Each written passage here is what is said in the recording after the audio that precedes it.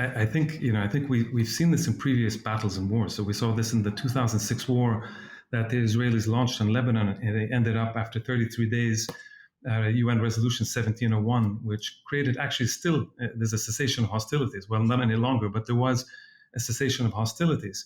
And of course, these things take place at both levels, at the level of the UN, at this kind of international diplomacy. What happens is effectively the United States protects the Israelis as much as possible. All the other actors try to kind of slowly, shyly try to push for a certain language. The U.S. says no, no, no, no, and then eventually, and this is where the connection with what's going on the ground becomes very, very important. Whether it was with Hezbollah in 2006 in Lebanon and now in Hamas, it's very, very clear. The fact that militarily on the ground, Hamas was not defeated at that level, and Hezbollah certainly was not defeated in 2006, means that the kind of public pressure, because of the onslaught, because of the absolute humanitarian damage, and that becomes apparent, because of that's going on at the same time, the pressure builds up that forces the Security Council to come up with something. So the U.S. kind of relents to kind of allow something to happen, but pushes back on any kind of language that makes it kind of commit to something beyond the most minimal. And so this is what's happened here. They tried this in 2006. Before the Resolution 1701, there was a couple of drafts that were being pushed that were very, very strong, kind of pro-Israeli, very kind of Chapter 7, muscular kind of Security Council resolutions. That didn't get very far because Hezbollah was not losing militarily. In fact, they were gaining more and more on the ground, and the Israelis were inflicting more and more damage and carnage on the ground, including the kind of Kana massacre that happened in one of the villages in southern Lebanon.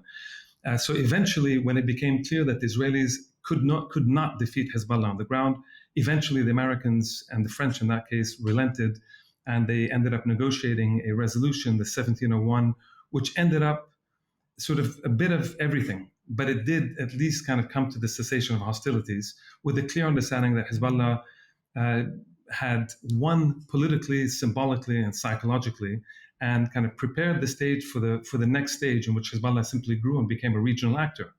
I think this is part of what driving the Americans and Israelis now, that they do not want the same thing to happen to Hamas, where if Hamas kind of comes out, and despite the unbelievable destruction, the humanitarian destruction, civilians, all this focus on killing children that they're absolutely working on, if Hamas emerges not defeated, let alone proclaiming victory of some kind, then they might come out very much empowered, much stronger, and then that would then force a kind of UN resolution that would lead to a cessation of hostilities or something like that, a bit stronger, and would leave Hamas kind of in a stronger position militarily. I think they're trying to push this as much as possible, to avoid this as much as possible, but I think this is a matter of days. I don't believe when the Israelis say this is going to go on for months and it's going to go on into 2024. I don't believe this at all. I don't think public opinion will allow this. I don't think even the Europeans. It's interesting. The Europeans are switching.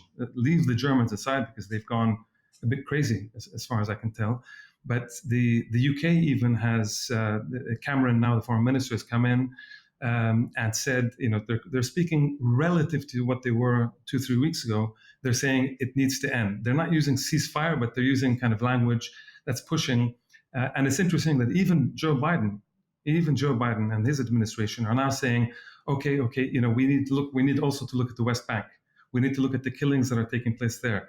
They're, for the first time, as far as I can tell, they're using language against being very clear about the settlers in the West Bank and trying to roll that back, and even saying we need to punish the extremist settlers in the West Bank for what they're doing there. That seems to be now the concession. We allow Gaza to go on, but we'll focus on the West Bank as something where we won't allow the settlers to kind of go on a rampage. I think this is what seems to be the deal, and I think it's going to be pushed more and more.